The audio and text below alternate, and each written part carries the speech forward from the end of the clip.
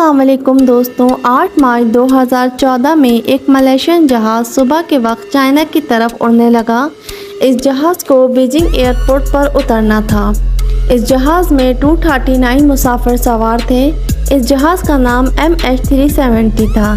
ये बाकी जहाज़ों की तरह एक नॉर्मल परवाज़ थी, लेकिन बीजिंग एयरपोर्ट की टीम इस जहाज़ का आने का वेट करती रही, लेकिन ये जहाज़ नहीं पहुंचा।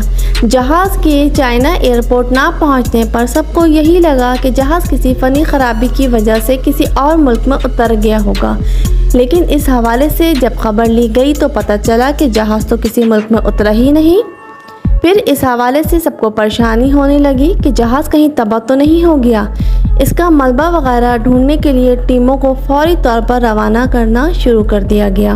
आखिर 1-2 दिन पूरा हफ्ता गुजर गया, लेकिन इस जहाज़ के बारे में कुछ पता ना चल सका। ये खबर पूरी दुनिया न्यूज़ चैनल की हेडलाइंस बन गई। हर तरफ यही सवाल था कि ये जहाज़ ज़मीन निकल गई या आसमान, या फिर कोई और खलाई मखलूक तो हमारी दुनिया से उठाकर नहीं ले गई इस जहाज़ को। जहाज़ आखिर गया कहाँ? कई मुल्कों के रिसर्च टीमों ने मिलकर भी इस जहाज़ को ढूंढने की कोशिश की, लेकिन कई साल बाद भी इस जहाज़ का कुछ पता नहीं चल सका। अलबत्ता कुछ अरसे पहले इंडियन ओशन, जो दुनिया के बड़े समंदरों में से एक है, इसके साहिलों से जहाज़ के कुछ टुकड़े मिले और इस मलबे के बारे में कहा गया कि MH370 के टुकड़े हैं। एक बात तो पता चली कि शायद ये जहाज़ समंदर के अंदर गिरा, मगर ये समंदर के अंदर डूबा कैसे? तो इस हवाले से दो बातें कही जाती हैं कि जहाज़ में फ़नी ख़राबी पैदा हो गई थी, या फिर इस जहाज़ के पायलट ने खुदकुशी करी थी, क्योंकि जहाज़ में एक ट्रांसपॉन्डर यानी ट्रांसमीटर होता है जो जहाज़ की लोकेशन या पोजीशन बताता है। और ये बात नोट की गई कि जब जहाज़ ने अपना रास्ता तब्दील किया, उस वक्त इस ट्रांसमीटर को बंद कर दिया गया था, जिसकी वजह से पता नहीं चल सका कि ये जहाज़ कहाँ गया।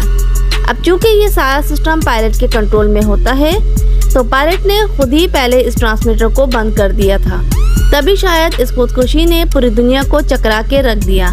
इस वाक़े के बाद जहाज़ों में एक नया सिस्टम इजाद किया गया, जिसको GADSS का नाम दिया गया है। इस डिवाइस का फ़ायदा ये रहेगा कि अब ये जहाज़ को ट्रैक करता रहेगा और इस डिवाइस को सैटेलाइट से भी ट्रैक किया जा सकेगा।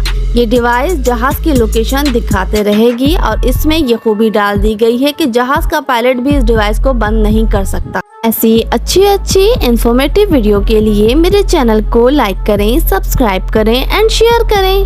Thanks for watching my video. अल्लाह हाफिज़।